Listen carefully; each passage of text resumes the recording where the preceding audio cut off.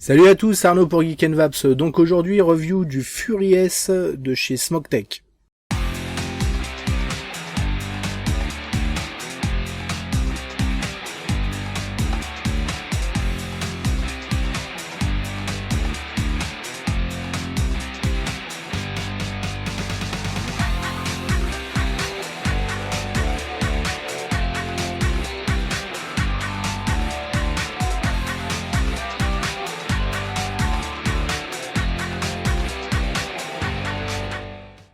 Donc le Fury S est le nouveau mode de Full Mecha de chez Smoketech. C'est un mode en 22 mm qui va faire 96 mm de haut avec batterie 18650. Donc franchement quelque chose de relativement compact avec pas mal de choses un peu innovantes, vraiment assez sympa. Ça on va regarder tout ça en détail. Celui-ci me vient de la boutique Le Petit Vapoteur. Salut et merci à Tanguy. Donc sans attendre, on va regarder un peu tout en détail. Donc il arrive dans une boîte, toute simple, estampillée Smok, avec un petit système à scratcher là pour l'authentification, comme ça se fait de plus en plus sur les différents produits chinois. On ouvre la boîte, donc on y découvre le mode, une petite pièce supplémentaire, on regardera ça en détail, et rien d'autre. Donc on a un autre mode. Donc un look vraiment particulier, gravure, donc une sorte de crâne avec, je sais pas, avec des dents ou je sais pas trop, Fury S. Et puis de l'autre côté, donc une gravure Smok. Donc look un peu spécial, on aime ou on n'aime pas. Donc on a le top cap avec une sorte de partie grip, avec une connexion donc Ego 510, avec un plot sur ressort. Vous voyez, donc plutôt pas mal. Donc ça c'est très pratique. Les grips aussi, vous voyez, pour dévisser, ça va se dévisser tranquille. On a ici aussi une connexion à l'intérieur qui est sur ressort. Donc ressort des deux côtés. Alors, pas de lien direct. Alors, quand vous en poussez un, ça va pas repousser l'autre. Vous voyez, je bloque celui du fond et je peux encore avoir celui du dessus. Donc voilà. Pièce toute simple avec donc ce grip et donc un système de passage d'air, 4 encoches, nickel. Ensuite, on va avoir, donc, hop, on enlève une petite pièce, on va regarder comment ça marche après. Donc on a le tube, comme on a dit, avec la gravure, donc gravure vraiment particulière, et à la base donc 3 trous pour le dégazage. Voilà, et donc un filetage interne d'un côté, externe de l'autre. Ça va être pratique, on va le voir aussi après pour autre chose. Et on a donc le switch, donc c'est un switch magnétique. Donc là il en manque une partie, du coup il est complètement lâche. Et donc avec un système de lock un peu particulier, vous voyez il y a une petite... des deux petits trucs rouges, deux petites marques rouges, puis on va venir tourner pour bloquer ou débloquer notre switch.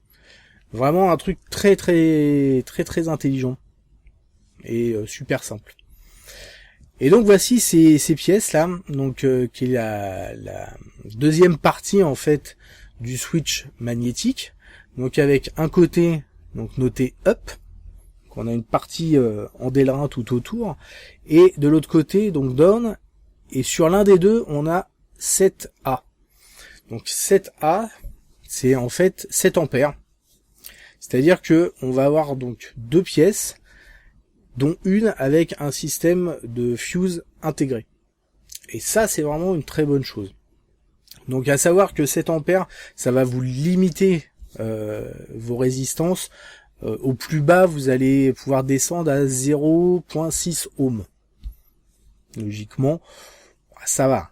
C'est largement suffisant. Et ça va du coup vous protéger pour tout ce qui est court-circuit, etc. Donc quand vous n'avez pas trop l'habitude d'utiliser le mecha, super, en mode débutant. Donc là, on va mettre une batterie, une 18650, donc une VTC 5. Et là, donc une fois tout en place, le switch est bien sûr du coup est bien maintenu. Donc là on va pouvoir tirer, toc, et puis là on bloque. là on peut tirer, là on bloque. Vous voyez, à chaque fois un quart de tour. Super simple ce switch. Vraiment, le lock se fait en 2-2.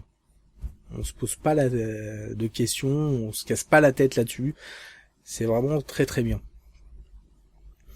Donc, on va voir tout de suite ce que ça va donner avec, par exemple, un Fogger V4. Vous voyez, c'est parfaitement flush. On est sur du mode en 22 mm. Le look est plutôt pas mal. Encore une fois, hein, si vous appréciez la gravure, moi j'aime bien. Donne un petit look un peu différent. Sinon on va voir avec un W6.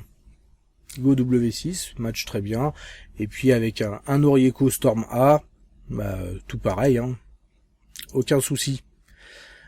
Donc on va voir autre chose. Donc là, on est sur un tube 18650, donc on va regarder si on peut utiliser un kick. Donc là, j'ai pris un Sigeleka avec une 18490. Donc ça vient rentrer sans problème.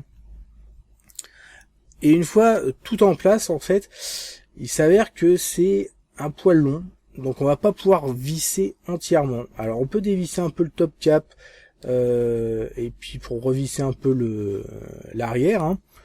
Bon, vous avez un petit gap, ça passe, on peut utiliser. Alors pas besoin d'utiliser bien sûr le switch avec la protection, hein, puisqu'on a le kick qui s'en occupe. Ça passe, ça fonctionne. Ce qui est intéressant, c'est qu'on peut démonter le top cap pour pouvoir avoir accès facilement au réglage de notre kick. Il s'en va pas, même avec ces histoires de ressort, etc. J'avais un peu peur, mais non, ça s'en va pas. Donc on peut utiliser le kick sans problème.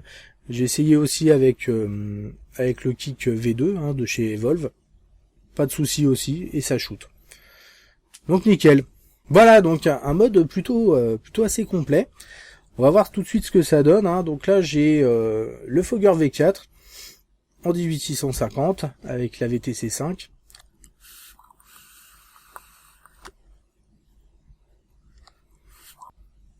Nickel. Ça shoot bien. On a un switch qui est plutôt agréable, assez dur quand même. Hein, pour du switch magnétique, c'est assez dur.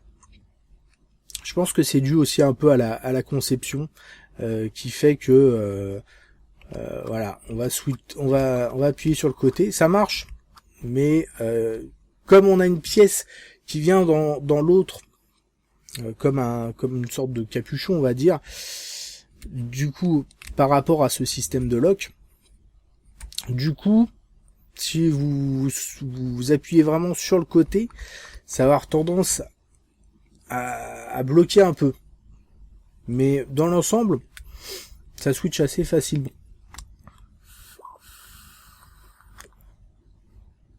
Même avec le petit doigt, hein. Pas de problème. Voilà, cool. À noter aussi que j'ai vu un tube en 18-350. Donc je pense que par rapport à la conception, on devrait avoir des tubes optionnels. Donc 18-350, ça m'étonnerait pas qu'on ait un 18-500. Enfin, je vois pas pourquoi il pourrait ne pas le faire. Pour pouvoir avoir des tailles différentes. C'est vraiment impressionnant. Je vais essayer de vous trouver, chercher ça. Voilà. Donc ce qui est pas mal, c'est que là, donc j'ai le magnéto. Ça va faire 1 an qu'il est sorti. Le magnéto avec la tête en 510 Ego, qui est quand même légèrement plus haute que la tête d'origine qu'il y avait à la base. Mais quand je les mets côte à côte, donc là je suis en 18-350, et quand je les mets côte à côte, vous voyez, il y a quoi? Il y a 1,5 centimètre de différence entre les deux. C'est-à-dire qu'ils ont réussi à caler une 18-650 dans un truc qui fait quasiment la taille du magnéto en 18-350. Il y a eu vraiment des efforts qui ont été faits de la part de Smogtech à ce niveau-là. Il y a eu des améliorations, et les modes comme ça, qui sont des modes entrée de gamme, on arrive à vraiment avoir des choses bien compactes et plus des trucs hyper longs pour du 18-650 et être obligé d'avoir du 18-350 pour avoir quelque chose de correct. Là, franchement, super. Donc on va passer au plus et au moins. Donc tout de suite, les plus. Alors le système de lock du Switch, qui est vraiment excellent. Hein, il se lock, mais hyper simplement. Maintenant, c'est vrai que c'est pas du grand art, mais ça a le mérite d'être super efficace. Et du coup, pour les débutants, ils ont pas à se prendre la tête spécialement là-dessus. La connectique, Ego 510, c'est bien, on a les deux. Ça reste pour autant assez compact, avec la connectique sur ressort, ce qui va éviter, moi j'ai eu aucun problème sur les différents atos que j'ai pu tester dessus. Donc ça match plutôt bien. Le système de fusible qui est proposé. Donc encore une fois, un truc pour sécuriser son mode méca, c'est plutôt cool quoi. Et pour finir, le prix, on est sur un mode vraiment assez complet. Pour un prix qui est correct, hein, on est à 54,90 €. Donc maintenant, on va s'attaquer au moins. Tout d'abord, la gravure. La gravure, elle va plaire ou ne pas plaire. Moi perso, je la trouve plutôt sympa. J'aime bien. Je la mets en moins néanmoins, tout simplement parce que elle est vraiment vraiment typée, vraiment spécifique, et je sais qu'il y a eu des retours d'un certain nombre de personnes qui étaient pas ultra fans. Les Chinois aiment bien mettre des gravures, des trucs un peu spécifiques, un peu pour donner un look un peu particulier, et c'est vrai que ça va pas forcément plaire à tout le monde. Peut-être qu'ils vont nous sortir une version ou des tubes sans aucune gravure, un truc peut-être un peu plus simple à voir. Moi honnêtement ça me dérange pas, ça donne au contraire un look plutôt sympa. Le Switch qui va, comme je disais, vous voyez, quand j'appuie sur le côté, qui va avoir tendance un peu à accrocher. Donc il faut quand même appuyer plutôt au centre. C'est dû au système de lock. Alors on peut pas tout avoir, un système de lock, si on peut, mais bon, sur ces catégories de mode, clairement c'est encore un peu compliqué. Donc il va falloir qu'on appuie quand même bien au milieu. Néanmoins, le Switch reste suffisamment souple et agréable à utiliser. Mais comme je vous dis, on appuie un peu sur le côté, ça va avoir tendance un peu à accrocher et il fait un petit peu de bruit. Voilà, à part ça, j'ai pas grand chose d'autre à lui reprocher parce que pour moi c'est vraiment un très bon mode méca. On est vraiment sur un mode axé débutant, même si les confirmés peuvent l'utiliser sans aucun souci. À partir du moment où ils aiment bien le look, ça fonctionne très bien. Maintenant, voilà, il y a un certain nombre de choses qui font que quelqu'un qui ne s'est jamais lancé dans le méca va pouvoir avec ce mode-là sans aucun problème et avec une certaine sécurité.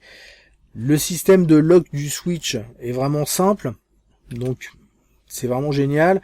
Le système de fusible, vraiment super pratique. Si vous commencez un peu dans les reconstructibles, etc., ça vous permet d'avoir quelque chose de sécuritaire. Hein. Donc ça, c'est super. Voilà, vraiment un bon mode. Enfin, en tout cas, moi, j'aime bien. Donc on se retrouve très rapidement pour de nouvelles aventures. Merci d'avoir regardé cette vidéo. N'oubliez pas de signer le manifeste de la vie et de participer à l'opération Bullbox si vous en avez la possibilité. Et une très bonne vape à tous.